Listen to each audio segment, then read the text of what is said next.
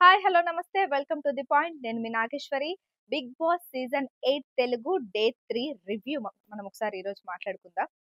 So, మనం పొద్దున్నుంచి 2 రివ్యూలు చేసినాం. ప్రోమోలు 2.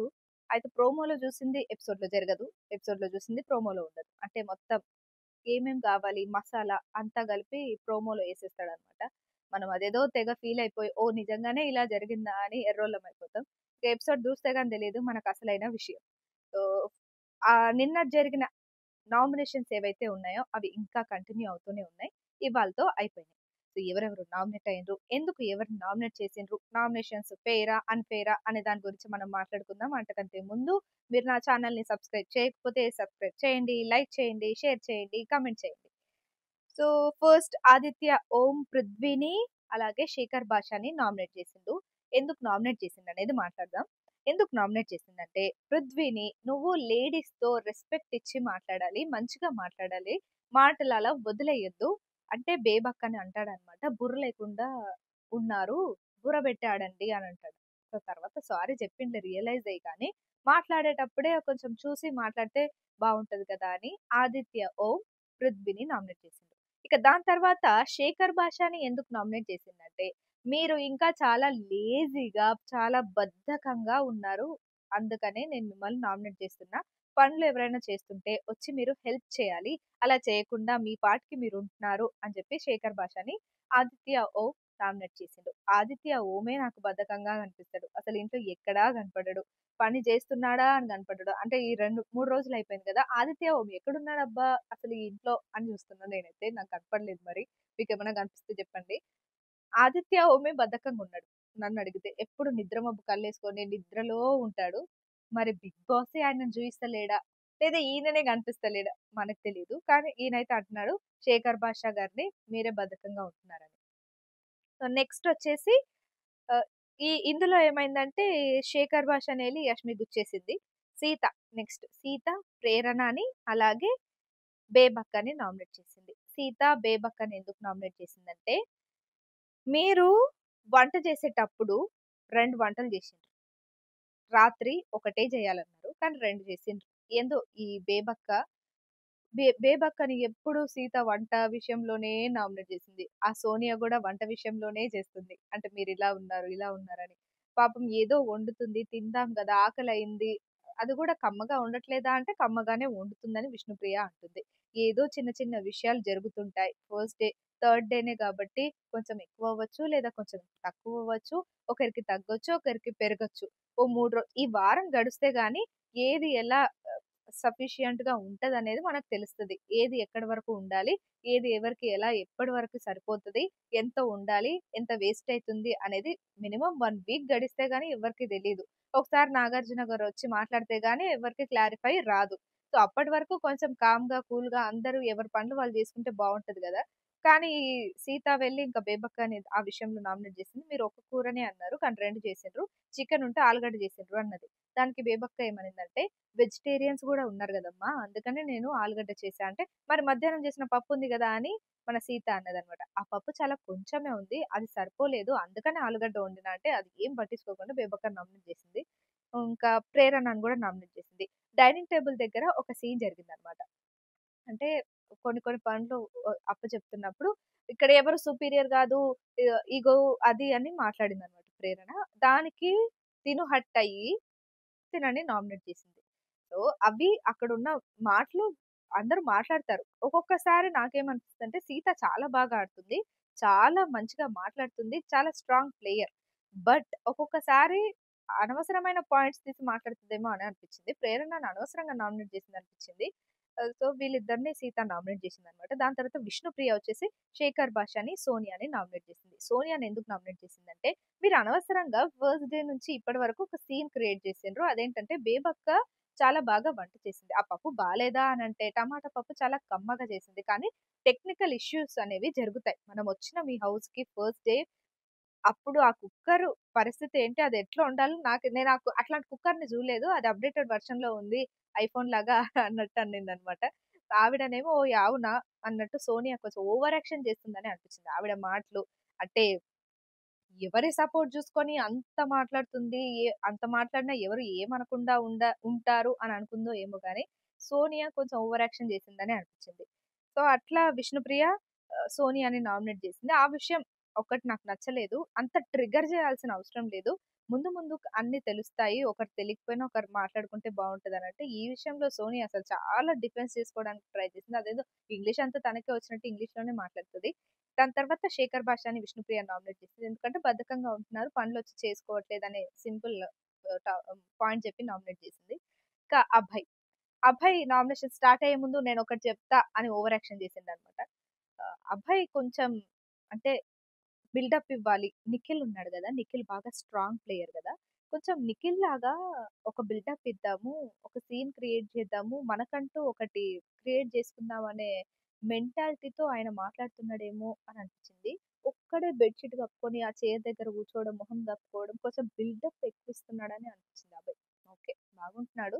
మంచిగానే మాట్లాడుతున్నాడు. కాకపోతే బిల్డప్ కొంచెం తగ్గించుకుంటే మామూలుగా ఉంటే మంచిది. ఇప్పుడు 'నిఖిల్' అంటే ఆయన అంటే ఓవర్ యాక్షన్ చేసిన ఆయనకు అది సెట్ అయిందని ఫీల్ అయితున్నాడు కాబట్టి, 'అర్జున్‌ని దించేస్తున్నాడు కాబట్టి అది ఆయన విషయం. ఆయనలాగా ఉండాలనుకోవడం, లేదా వేరే వాళ్ళలాగా నేను ఈ ఇంటికి ఏదో కొంచెం ఇలా పెద్ద మనిషిని అనేలా బిహేవ్ చేయడం అనేది కరెక్ట్ కాదు. అది ఆయనకు సెట్ కాలేదు ఫస్ట్. అభయ్ వచ్చేసి మణికంఠని ఇక్కడ ప్రతి ఒక్కరు చాలా లోయెస్ట్ నుంచే వచ్చిన వాళ్ళు చాలా అది ప్రతి ఒక్కరికి ఒక్కొక్క స్టోరీ బ్యాక్ స్టోరీ ఉంటది. దాన్ని పట్టుకొని నువ్వు లేవడం, దాన్ని పట్టుకొని ఎదగడం, దాన్నే మళ్ళీ మళ్ళీ ఇప్పుడు నామినేషన్ చేసేటప్పుడు అదే పాయింట్. ఏదైనా చెప్పినప్పుడు అదే పాయింట్. నిన్న వచ్చినప్పటి నుంచి చూస్తున్నాము. అదే పాయింట్ పట్టుకొని లాగి లాగి దాని మీదనే ఉంటున్నావు. సింపతి గేమ్ ఆడుతున్నావు. అది కరెక్ట్ గాదు. అది నాకు నచ్చట్లేదు అని చెప్పి మణికంఠని నామినేట్ చేసిండు మన అభయ్. తర్వాత బేబక్కని నామినేట్ చేసిండు. మీరు ఆ రోజు రానా గారొచ్చిండ్రు. First day. రానా వచ్చిండు. అప్పుడే వీళ్ళకి కొన్ని కొన్ని గేమ్స్ పెట్టిండ్రు. నేను గూడా అట్లనే అనుకున్నాలెండి. గేమ్స్ పెట్టిర్రు. నార్మల్ ప్రమోషన్ వాళ్ళొచ్చిర్రు గదా! ప్రమోషన్స్‌కి ఏవో ఒక గేమ్స్ ఆడిచ్చి పంపిస్తే అయిపోద్ది గదా! సిల్లీ గేమ్స్ అనుకున్నాం. కానీ సీరియస్ గేమ్స్ అని మనకు తెలీదు. బిగ్ బాస్‌లో ఏదెప్పుడు ఎలా జరుగుతుంది? ఈ గేమ్ దేనికి సంబంధం? ఆ గేమ్ ఎందుకు ఆడిచ్చిండు బిగ్ బాస్ అనేది మనకి ఆట ఆడిన ఒక 5, 6 రోజుల తర్వాత గాని తెలీదు. ఆ రోజు ఆ గేమ్ ఆడింది దీనికోసమే అని. సో, ప్రతి ఒక్కటి సీరియస్‌గా తీసుకోవాలనే పాయింట్‌ని అభయ్, బేబక్కకి చెప్పి, ఆ రోజు వాళ్ళిద్దరు టీమ్‌మేట్స్‌గా ఉన్నారు గదా! మీరు అలా ఉండడం వల్లనే మనం ఈరోజు ఆ చీఫ్స్ చైర్స్ ఏవైతే ఉన్నాయో అవి మిస్ అయినాం. సో, దాన్ని మీరు లైట్‌గా తీసుకున్నారు. లైట్‌గా తీసుకోకండి. అది అది గూడా చాలా ఇంపార్టెంటే అన్నట్టు ఫీల్ అయ్యి ఇప్పటి నుంచి ఆడండి అనే పాయింట్ చెప్పి నామినేట్ చేసింది. దానికి బేబక్క మంచి పాజిటివ్ రిప్లైనే ఇచ్చింది. నువ్వ బెటర్ నువ్వు ఫుడ్ విషయం చెప్పి నన్ను నామినేట్ చేయలేదు. ఈ విషయం చెప్పి నామినేట్ చేసినావని పాజిటివ్ గానే తీసుకుంది. ప్రేరణ వచ్చేసి ఇంకా నెక్స్ట్ ప్రేరణ నామినేషన్ మణికంఠని, సోనియాని చేసిందనమాట. మణికంఠని ఎందుకంటే ప్రేరణ సేమ్ సింపతి గేమ్ ఆడుతున్నావు. ఇప్పుడు గాదు. అంటే వచ్చినప్పటి నుంచి చూస్తున్నా నేను ఎవ్వరు ఏది మాట్లాడినా నువ్వు రిపీటెడ్‌గా నాకిది జరిగింది, ఇది జరిగింది అంటే ప్రతి ఒక్కళ్ళకి జరుగుతది అని చెప్పే అంటే చాలా అందరూ మొత్తం హౌస్‌లో ఉన్నవాళ్ళు మణికంఠని ఎవరెవరైతే నామినేట్ చేశారో ఇదే పాయింట్ చెప్పి నామినేట్ చేసిండ్రనమాట. తర్వాత సోనియాని నామినేట్ చేసింది ప్రేరణ. సోనియా కొంచెం నోరు అదుపులో పెట్టుకుంటే బావుంటది. పాయింట్ టు పాయింట్ మాట్లాడకుండా కొంచెం అర్థం చేసుకొని మాట్లాడితే మంచిదంటే, ఇంక ఆమె మళ్ళీ ఇంగ్లీష్ లెసన్ స్టార్ట్ చేస్తదనమాట. ఆవిడేం మాట్లాడుతదో ఆవిడకే తెలీదు. ఎందుకంత మాట్లాడుతదో అసలు ఆహ్, ఆవిడ మెంటాలిటీ ఏందో ఫస్ట్ డే స్ట్రాంగ్ ప్లేయర్ అనుకున్నాను. కానీ మరీ ఇంత ఓవర్ యాక్షన్ కంటెస్టెంట్ అని తెలీదు. అలా ప్రేరణ నామినేషన్స్ అయితే అయిపోయినాయి. తర్వాత మణికంఠ టైమొచ్చింది. ఈ ప్రేరణ విషయంలోనే మనం ప్రోమోలో చూసిన అందరూ ఏడుస్తున్నారు గదా! అది ఎందుకు ఏడ్చిండ్రంటే, మణికంఠ మాట్లాడే మాటలు ఆయన కోసం ఏడవల. ఆయన మాట్లాడే మాటలు ఎవరెవరికి ఎక్కడెక్కడ హర్ట్ అయినాయో దానికి అందరూ ఏడ్చిర్రనమాట. ఆయన మాట్లాడే మాటలు ప్రతి ఒక్కళ్ళకి హర్ట్ అయ్యి ఏడ్చిర్రు. అదేదో ఆయన చెప్పడం వల్ల అంటే తర్వాత ఆయన సెట్ అయిపోయిండులే. అది మళ్ళీ పక్కకు పెడితే. సో, ఈ ప్రేరణ విషయంలోనే ఆయన హిస్టరీ చెప్తున్నాడనమాట. నేనిక్కడి నుంచొచ్చిన, నాకు తల్లి ఆహ్, అంతా ఈ సింపతి, ఈ ఎమోషనల్ అంతా అక్కడే జరిగిందనమాట. ఈ సీన్‌లోనే. ప్రేరణ నామినేషన్స్‌లోనే జరిగింది.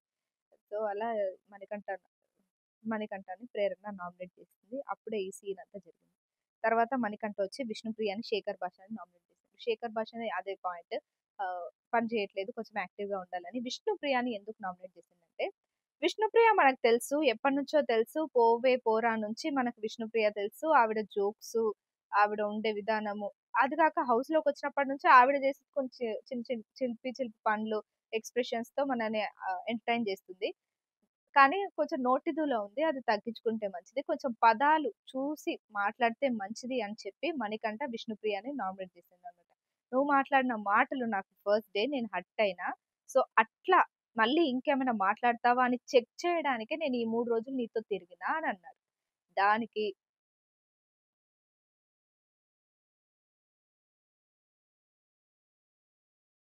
దానికి విష్ణుప్రియ అయితే ఫుల్ హర్ట్ అయిపోయింది. బుర్ర బద్దలైపోయింది తనకి. ఓహ్! నువ్వు దీనికే నాతో క్లోజ్‌గా ఉన్నావా? నేను మా మదర్ గురించి నేను నీతో షేర్ చేసుకున్నా. నువ్వు నీ ఫ్యామిలీ గురించి నాతో షేర్ చేసుకున్నావు. మన ఇద్దరి మధ్య ఆ బాండింగ్ ఉంది. సో, అందుకనే నువ్వు నాతో ఉంటున్నావు. జెన్యూన్‌గా ఉంటున్నావు అని అనుకున్నాను. కాకపోతే నువ్వు దీనికోసం ఉంటున్నావని నాకిప్పుడు తెలిసిందని పాపం తను చాలా ఎమోషనల్ అయిపోయింది. అలా మణికంఠ రె 2 నామినేషన్స్ అయిపోయినాయి. ఇంకా లాస్ట్ వచ్చేసి మన 'పృథ్వీ' 'బేబక్కని' 'మణికంఠ'ని నామినేట్ చేసిండు. 'మణికంఠ'ని ఎందుకు నామినేట్ చేసిండంటే, సేమ్ నువ్వు ఎమోషనల్ గేమ్ ఆడుతున్నావు. నువ్వు ఈ హౌస్‌కి ఫిట్ గావు. ఒకవేళ ఫిట్ కాకపోతే నేను ఈ వారం వెళ్ళిపోతా అంటే, నేను గూడా అదే చెప్తున్నా అని చెప్పి, నువ్వు నెగెటివ్ పర్సన్‌వి. నువ్వు సింపతి గేమ్ ఆడుతున్నావు. సింపతి కార్డ్ వాడుతున్నావు అని చెప్పి మణికంఠని నామినేట్ చేసిండు. 'బేబక్కని' ఎందుకు నామినేట్ చేసిండంటే 'పృథ్వీ' మీరు ఫిట్‌గా లేరు. అందుకే ఆడలేకపోతున్నారు. ఈ హౌస్‌కి మీరు ఫిట్‌గా లేరు అని చెప్పి నామినేట్ చేసిండ్రు. ఇది చాలా అంటే ఒకరిని అబ్యూజ్ చేసినట్టే అనిపించింది. ఎందుకంటే తను ఏజ్డ్. అలాగే కొంచెం లావుగా ఉంది. పర్సనాలిటీ లేదు. తను ఫిట్‌గా నిజంగానే లేదు. కానీ ఈ స్టేజ్‌లో, ఈ టెలివిజన్‌లో తనని అలా మాట్లాడడం మాత్రం అసలు ఏమాత్రం కరెక్ట్ కాదనిపించింది. మీరు ఆడలేకపోతున్నారు అనంటే ఓకే. ఫిట్‌గా లేకపోవడం వల్ల ఆడలేకపోతున్నారంటే, ఫిట్‌గా లేని వాళ్ళు ఈ 'బిగ్ బాస్' ఫస్ట్ సీజన్ నుంచి ప్రతి సీజన్‌లో ఒకరు ఖచ్చితంగా ఇట్లనే ఉంటారు. ఆ కేటగిరీలో ఖచ్చితంగా అట్లాంటి మనుషులుంటారు. ప్రతి ఒక్కళ్ళు అలాగే ఉండలేరు. ఒక్కొక్కరు మైండ్ గేమ్ చాలా బాగా ఆడొచ్చు. ఫిజికల్‌గానే ఆడిన వాళ్ళు గెలిచిండ్రంటే లేనే లేదు. అట్లా అంటే అభిజిత్ చాలా ఆహ్, తక్కువ గేమ్స్ ఆడేవాడు. మైండ్ గేమ్ చాలా బీభత్సంగా ఆడేవాడు. మరి అట్లాంటి వాళ్ళు చాలా మందుంటారు. అలాగే మేబీ ఆడే గేమ్ వేరుండొచ్చు. ఫిట్‌గా కాకపోయినా వేరే గేమ్స్ చాలా బాగా ఆడొచ్చు. అంటే నేను తనకి సపోర్ట్ చేస్తున్నట్టు గాదు. ఈయన మాట్లాడిన మాటకి అంటున్నా. మీరు ఫిట్‌గా లేరనంటే తన బాడీని బట్టి అలా బాడీ షేమింగ్ చేయడం ఏమాత్రం కరెక్ట్ కాదని చెప్తున్నా. సో, అది పర్సనల్‌గా నాకు ఆ పాయింట్ అయితే నచ్చలేదు. ఆయన మాట్లాడే విధానం అంటే ఆయనకు తెలుగు రాకపోవడం వల్లనో, దాన్ని సరిగ్గా పోర్ట్రే చేయలేకపోవడం వల్లనో, ఎక్స్‌ప్లెయిన్ చేయలేక వల్లనో గాని ఒక్కొక్కసారి అలా మాటలు దొర్లుతున్నాయన్నమాట. సో, అదొక్కటే ఆయన చూసుకుంటే హి ఈస్ పర్ఫెక్ట్ అని చెప్పొచ్చు. ఇంకా కొంచెం గేమ్‌లోకి ఎంటర్ అయితే ఇంకా చాలా బావుంటది. ఆయన నుంచి చాలా మంది ఎక్స్‌పెక్ట్ చేస్తున్నారు. ఆయన నుంచి, విష్ణుప్రియ నుంచి గేమ్ ఎక్స్‌పెక్ట్ చేస్తున్నారు. సో, అది ఎక్స్‌పెక్ట్ చేసింది ఇస్తే గనక వీళ్ళు హౌస్‌లో ఎక్కువ కాలం ఉంటారని చెప్పొచ్చు.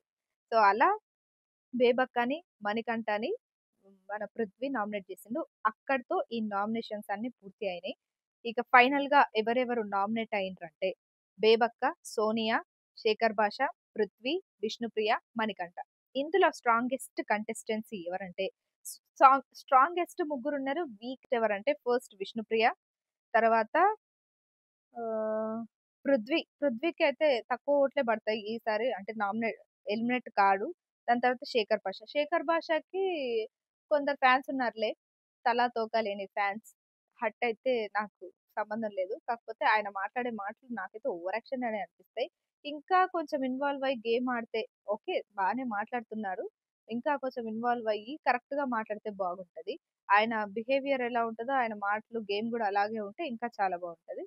ఇక సోనియమ్మ, బేబక్క, మణికంఠ వీక్ కంటెస్టెంట్స్ అన్నమాట. ఇందులో సోనియా అయితే నాకు తొందరగా ఈ హౌస్‌లో నుంచి ఎళ్ళిపోతే బావుంటదనిపిస్తది. మణికంఠ ఆయన ఆ సింపతి కార్డ్ ఉందంటే దానికొక కారణం ఉంది. సో, ఆయన నిలదొక్కుకోగలుగుతాడని అనిపిస్తది ఒక్కొక్కసారి. కానీ ఈ సోనియమ్మ మాటలకి, ఆవిడ పొగరుకి, ఆవిడ యాటిట్యూడ్‌కి, ఆవిడ బిహేవియర్‌కి, ఆయన మాటలకి, ఆ ఇంగ్లీష్‌కి నాకైతే బుర్ర పోయిందనమాట ఈ 3 రోజుల్లో. అసలు దేనికి పాయింటే ఉండదు. ఆవిడ మాట్లాడేదానికి, రిసీవ్ చేసుకునేదానికి అర్థం పర్థం లేని మాటలు మాట్లాడుతా ఉంటది సోనియా. కాకపోతే అట్లాంటోళ్ళు కొంచెం జనాలకి నచ్చుతా ఉంటారు. కాకపోతే తన మీద కొంచెం నెగటివిటీ వచ్చిందనే చెప్పొచ్చు బయట. 'శోభ 2.0' అన్నారంటే. కానీ అట్లాంటోళ్ళు హౌస్‌లో ఎక్కువ కాలం ఉంటారు. మేబీ ఉండొచ్చు. మరి ఇందులో వీక్‌గా వీళ్ళు ముగ్గురున్నారు. ఎక్కువగా నాకైతే మణికంఠ, బేబక్క అనిపిస్తున్నారు. ఈ ఇద్దరిట్లో ఎవరో ఒకరు ఈ వారం ఇంట్లో నుంచి ఎళ్ళిపోతారు. మణికంఠ వెళ్ళిపోతే గనక చాలా సాడ్ అని చెప్పొచ్చు. ఎందుకంటే ఆయన ఫ్యామిలీ బ్యాక్‌గ్రౌండ్ అదంతా చూసుకుంటే. కాకపోతే ఆయన గేమ్ సరిగ్గా ఈ సింపతి ప్లే ఆడకుండా కరెక్ట్‌గా ఉంటే గనక ఆయనకి చాలా మంచి మంచి ఫ్యాన్స్ ఉన్నారు. ఆయన ఇన్‌స్టాగ్రామ్ ఓపెన్ చేసి చూస్తే ఆయన రీల్స్ చాలా అంటే చాలా బాగున్నాయి. చాలా అందంగున్నాడు. స్క్రీన్ మీద చాలా స్క్రీన్ ప్రెజెన్స్ చాలా బావుంది. ఆ దాన్ని అట్లనే కంటిన్యూ చేసుకుంటే ఇది కొంచెం పక్కన పెట్టింటే ఇంకా కొంచెం ఎక్కువ రోజులు ఉండేవాడు. మరి చూద్దాం మరి ఈ వారం ఈ ముగ్గురిట్లో ఎవరు ఎలిమినేట్ అవుతారు? ఎవరు సేవ్ అవుతారు? అనేది మనం వెయిట్ చేసి చూద్దాం. సో, ఇది ఇవాల్టి రివ్యూ. మరో రివ్యూతో మళ్ళీ మీ ముందుంటాను. అంతవరకు చూస్తూనే ఉండండి. To the point.